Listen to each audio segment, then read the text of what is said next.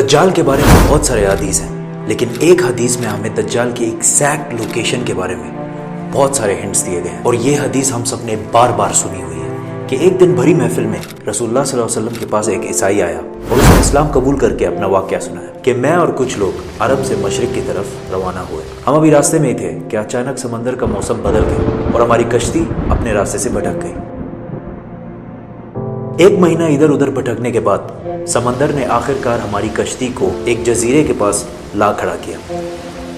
بڑی کشتی ڈاک کر کے ہم چھوٹی کشتیوں کے ذریعے اس جزیرے پہ پہنچے،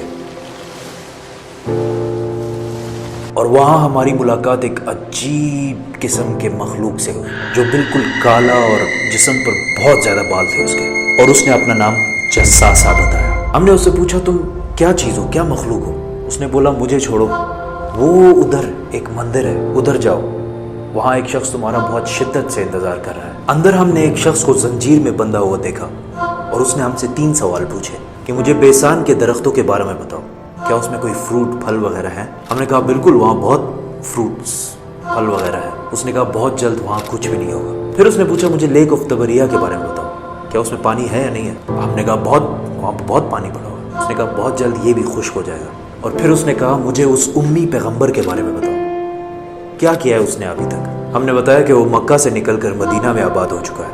اس نے کہا کیا واقعی وہ یثرب مدینہ آ چکا ہے؟ یہ کہتے ہی اس نے کہا کہ اب میں بتاتا ہوں کہ میں کون ہوں۔ میں ہوں دجال، اور بہت جلد میں اپنی قید سے آزاد ہو جاؤں گا اور تمام علاقوں میں جاؤں گا سوائے مدینہ یعنی یثرب کے۔ رسول اللہ صلی اللہ علیہ وسلم نے تمام لوگوں کو مخاطب کر کے کہا اے لوگو، یہ ہے یثرب مدینہ۔ تمیم الداری جو کہہ رہا ہے مجھے اس میں سچائی نظر آ رہی ہے۔ یاد رکھو دجال شام کے سمندر میں ہے اور نہ یمن کے سمندر میں۔ اور اپنے ہاتھ سے مشرق کی طرف اشارہ کر کے کہا دجال مشرق میں ہے، دجال مشرق میں ہے، دجال مشرق میں ہے۔ اب سمپل سی بات ہے، ایز وی نو کہ مشرق کی طرف سفر کے بعد ان کی کشتی ایک جزیرے پہ رکی تھی۔ So let's just find out all the islands east of مدینہ۔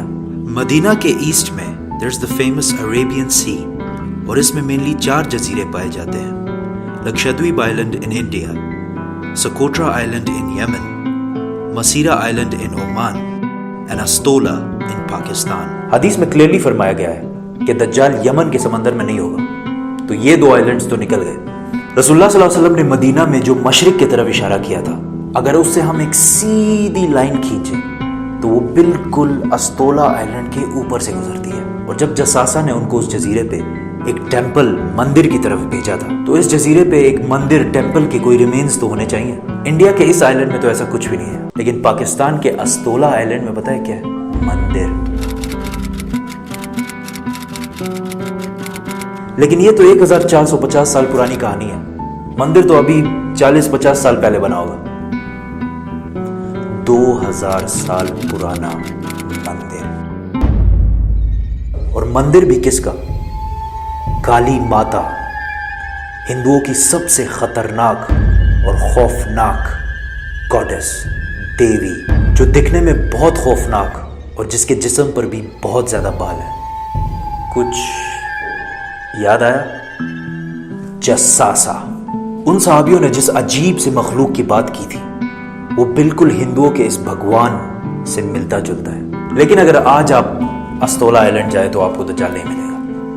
وہ آزاد ہوا ہے یا نہیں یہ تو نہیں پتا، لیکن یہ جو جساسا ہے اس کو غور سے دیکھیں۔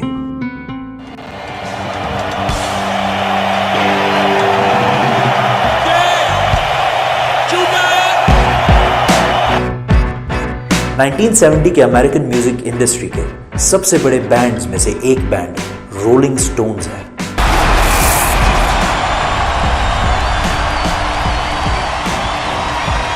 جس نے اپنا یہ لوگو ہندو گاڈس کالی ماتا سے انسپائر ہو کے بنایا، اور یہ لوگو پچھلے صدی کے سب سے مشہور لوگوز میں سے ایک ہے، اور رولنگ سٹونز بینڈ کو one of the greatest of all time مانا جاتا ہے۔